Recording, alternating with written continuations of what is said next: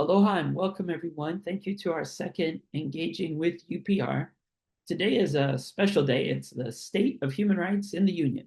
It's a special edition, State of the Union, where when the country is going to have a presentation by the president, we're going to have our own meeting prior to actually look at the state of human rights in the US, centered, of course, around education. And it is a unique situation and circumstance we find ourselves in, right? The UPR is really an important space, and it's an opportunity to organize at one's community, classroom, city hall, state capital, and even national capital, as well as even reach out to our allies in global civil society to realize our rights.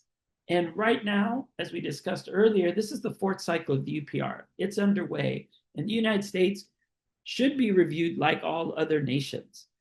And right now, it has been scheduled to take place on November 10th. So they moved it from when the US didn't show up last time. And this UPR fourth cycle does provide possibilities for partnerships to achieve articles enshrined in the UN Declaration of Human Rights. It's also a chance to coordinate creative campaigns in our communities and our capitals that allow for advancing our common concerns and advocating for a better world, beginning right here at home. And it's also a process for participatory engagement for we the peoples and emancipation for the full potential of the nation to achieve the articles of the US Constitution, the UN Charter, and the UDHR. It is all the time that we also see it's the 250th anniversary of the country. And when you look back at those historical documents, Thomas Paine and the Declaration and all those aspects, they're talking about what we're discussing in human rights education, in our classrooms, and what we share on our campuses. So it is really a chance to generate a grassroots vision based on daily conditions in our current democracy. And we, the peoples, as the UN Charter begins, as well as our founding documents, produce a genuine representation of the rights being systemically denied, and more importantly, desired by us to be realized. And so what I thought we'll do today, the main thing that we'll be looking at is actually sharing, first and foremost, what the UPR fourth cycle is and where we are considering the US did not appear last November. Number two, what we can really do with the deadlines that exist for this year. And then number three, really explore after we have a thorough conversation about that second step of what we do before the current deadline is April 10th, what we can do to then make sure that we build momentum all the way through November 10th. The country will be focused on midterms. There'll be so much in the every day in the media. There's something that we can't fathom. And it's a really good chance for us to share and really start the conversations, beginning with that classroom where many of us are on those larger campuses and schools, all the way up to universities, of what matters most to us and how we can build this movement. It's also our chance, because we're having Human Rights Day next week at the state capitol, to also talk with our elected officials at the subnational level and really look at municipal multilateralism and see what we can do that way. So it's a great chance for us to have this conversation and develop and also talk to those other countries. What do they have, right? This is our chance to sort of survey 193 states, 195 if we count Palestine and the Holy See, and say, what do you do with human rights education? What lessons can we learn from there? How can we partner and then really build? Because when we look at the state of the union, we know that human rights education would be an important antidote to some of the apathy, an important injection of involvement of everyone knowing. And it's really one of the things that they were drafting when they met 80 years ago now, plus in San Francisco, where some of our great hosts are at. You know, the UN Charter was saying, look, what happens when a bad country starts doing things that go below an international order? And they said there's a certain floor that no matter what happens, no country can excuse going below that. But human rights was also a vision of a horizon of where we're headed and what we all really want to have a better society. So it covered that entire spectrum of social justice. The other side, though, that was crucial was when you did have that government that was overreaching, that was really taking pages out of an authoritarian playbook and imposing them on its people. What rights do people have to stand up and defend themselves? And that's in the Constitution, that's in the Declaration, and in the UDHR, it mentions that people have the right to resist.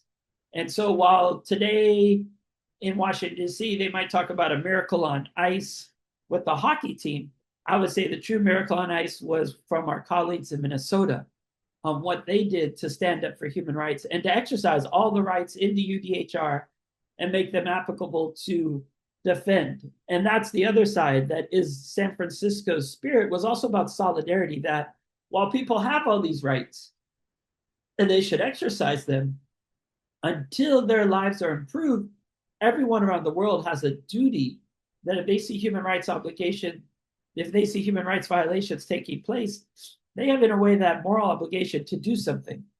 And I was at an event last week, and it was a New York Times reporter discussing some of the important issues. And the first question came back from a person from Hawaii who just went to Minnesota. And another event I went to, they were saying, what can we do to help Minnesota? And that's what it's supposed to be. It's wherever human rights violations are taking place, we all stand up. And so that's what happened 80 years ago with the UN Charter. That's what then was continued as they went from the Universal Declaration of Human Rights to the Twin Covenants on civil and political and economic, social, and cultural rights. And that then continued through all of the treaties. And that's what's so important about the UPR. It allows us to talk about anything in the UN Charter, any article of the UDHR, including economic, social, cultural rights, but anything the US has ratified, which unfortunately is an abysmal 3 out of 10. The US has ratified the Convention on Elimination of All Forms of Racial Discrimination, yet every executive order and all the actions taking place by ICE clearly indicate that maybe they haven't read that document, or that HREA has to really do some work and start educating our officials. Because if they would listen, they are definitely violating that. The other aspect that we've ratified is the Convention Against Torture, which also is clearly not going well, because we thought that was bad with Abu Ghraib, and we thought that was bad with things that are taking place in Guantanamo Bay. But now there is an internalization of what Guantanamo symbolized in various cities with Alligator Alcatraz, with other things being set up, that we have to really stand up together and make sure that we are able to focus on human rights education and see what's possible, especially in relation to the Convention Against Torture.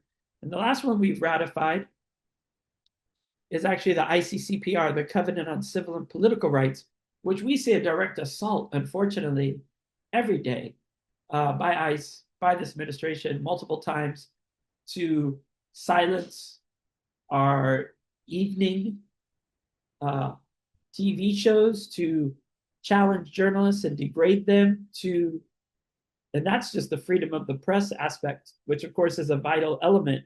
And then we see corporations also moving really bad in a way it almost makes you want to choke, to then defund and weaken our national media and the way that we communicate. So when we think of those, and we now know the 3 that we've ratified, the UN Charter, the UDHR, those 3 we ratified, we can bring up everything from there.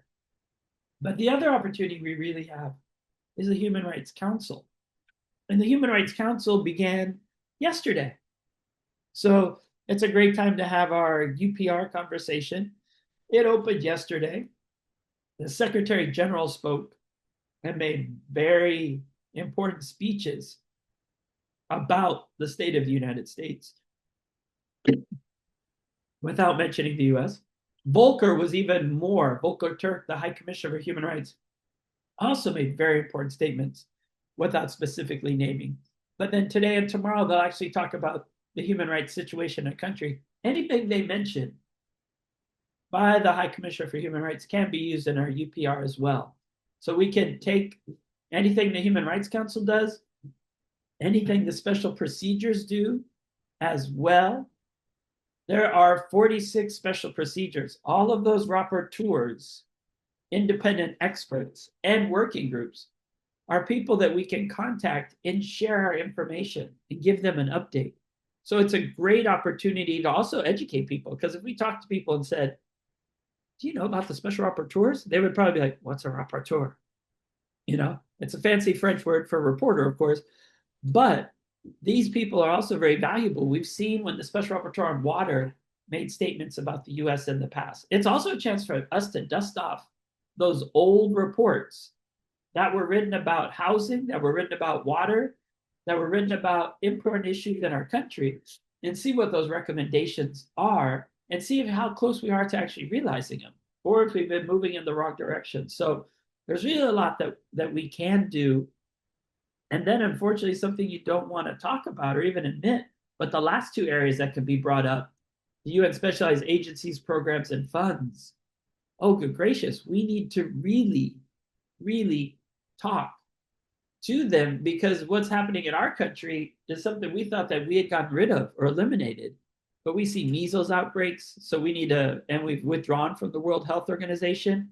California, though, I can say your official that focuses on health is actually attending the World Health Organization briefings every week. I'm working on it for Hawaii as well. So really that municipal multilateralism, that subnational diplomacy, we really need to all work on that, because these UN agencies, UN Environment Program with the recent clawbacks of EPA ordinances and standards, we would need now more than ever the United Nations Environmental Program. We definitely are, unfortunately, destroying a lot of the data for the UN Framework Convention on Climate Change, and have now officially withdrawn from the Paris Agreement for the second time. And so it's really that aspect of those UN agencies, all 6 dozen plus.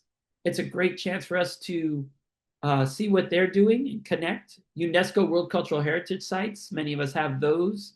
Some people have cultural cities that are also identified by UNESCO that vary between food, music, and other aspects of culture. So there's a lot that we can do to then focus on human rights education from the classroom, also to popular creative campaigns in the streets. And so the last area that we can bring up that you would just think we are moved beyond, but it's not. The last time we met, there was just the invasion of Venezuela. We now have 2 aircraft carriers headed to the Middle East and potentially bombing another country, while some segments of society make jokes like it's a Beach Boy song, a bomb Iran, bomb Iran, bomb Iran. It is examples of international human rights law violation, as well as war crimes and crimes against humanity, which we also saw with the situation in Latin America. So we have more than we ever would want to raise that we can bring up.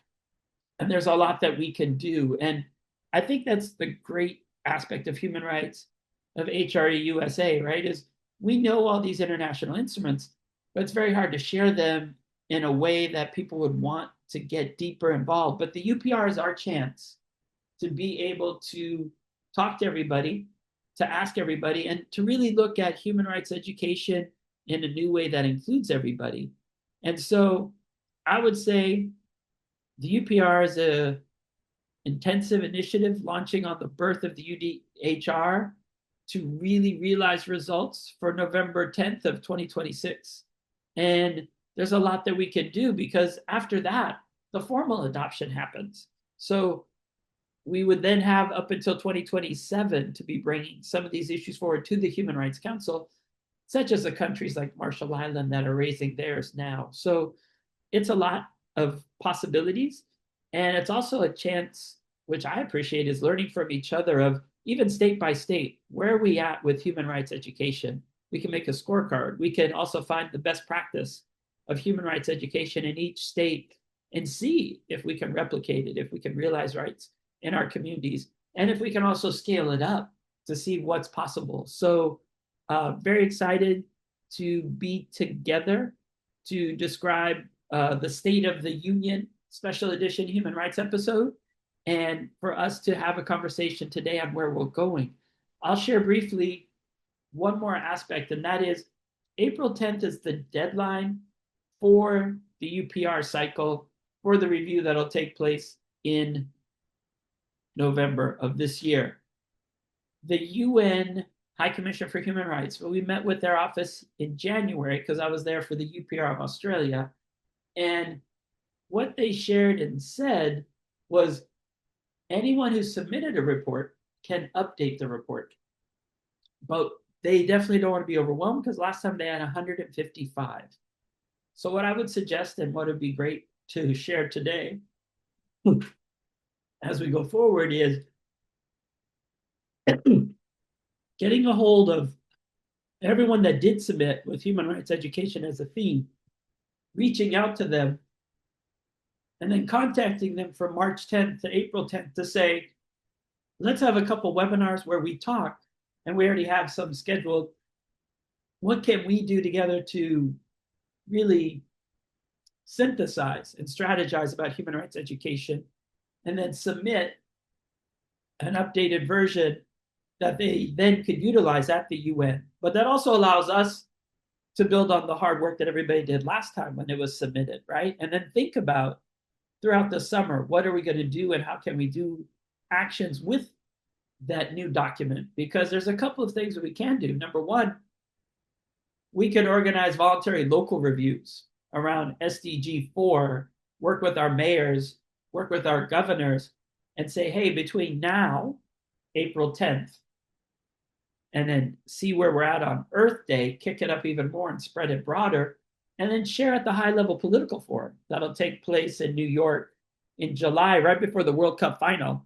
So we can have our own World Cup of human rights education where we can then share what the best practices are of each state. Then we also could share with other countries who are doing VLRs and see what they're doing with human rights education and reach out. And there were activities planned for Minnesota where a handful of Scandinavian mayors and municipalities were going to be coming to Minnesota to talk about sustainable development goals on the ground. So we can look at that. We can coordinate and see what we can do. And that would lead us all the way up to mid-July. Then we know, school starts in August. We could then launch from August through the UN General Assembly to have events there at the UNGA, so that instead of just having, who knows what'll happen if the escalator was the biggest issue and all the other things that were highlighted dominate, we can at least say, no, this is what matters most to civil society during the UN General Assembly. And then that would be like our last time. But there's one last event. There's the Forum of Mayors that meets in October. So we have that event happening 1 month right before the US that we can then continue to bring the voices of our mayors, of our city councils, of our probably Board of Education. I've been reaching out to them more and talking to them. Sharing one example is we have a bill this year talking about climate literacy that's working through the state House and Senate. So we can all share what's going on and what we can do together. And that's what we can do all the way up till November of next year. But it's a great way for HRE USA to talk about human rights education, but then have a couple of small campaigns. And I think we also could tap into our creative side, right? We can have art contests. We can have song contests where people can sing songs. We can have video and photo contests where people make short videos about an article of the UDHR and why it's important to them. We can do a lot of different activities with photos and giving examples of human rights in our community. So that's the other side is after April 10th, I would say, let's shift and really explore what we can do. And then there's a couple of days, right? There's UN Charter is celebrated in San Francisco every June, usually around the different events with LGBTQIA. So we can have an event there on human rights education. We can have an event, like I shared, around UN General Assembly, around the high-level political forum, around the UN Forum of Mayors, and do all those things. And The 155 reports are available, and I've actually created a spreadsheet with the main issues covered in each one and tried to track down the emails of people as well. And there are some reports on disabilities, but there's a lot more we can do. And I think that's what we could do is really explore the interconnectedness and intersectionality of the issues.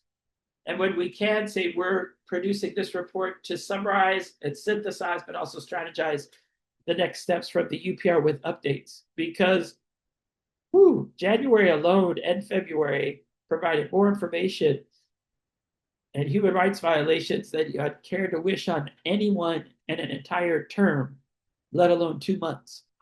And so there's a lot that we can talk about and share and coordinate together. So I know we've had some time to look at that, but I think what's really most important is a dialogue. And it is great. Like there is a State of the Union, and we are here, and there's a lot to share and we can discuss, because the State of the Union of human rights education is, we all know it could be better, and this is our chance to really dream that. In fact, what I'm conceptualizing is we're looking at 2045, 20 years from now, a couple UPRs later down the line, what does human rights education look like? For those that are in grad school and graduating, that'll be teaching. When you're at that point in your career, what will school look like? You'll be like, wow, this is what it used to look like, and this is where we are. And it's going to take a while to change where we are and how we got here. And a good 20-year plan is probably the best way to think about it.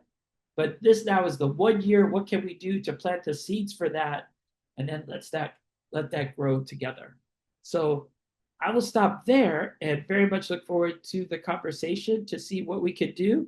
We already have 2 other dates that are scheduled before then. So we'll have those meetings and continue the conversation. And hopefully we won't have horrible new human rights violations to include even more, but we all know it won't be surprising. I see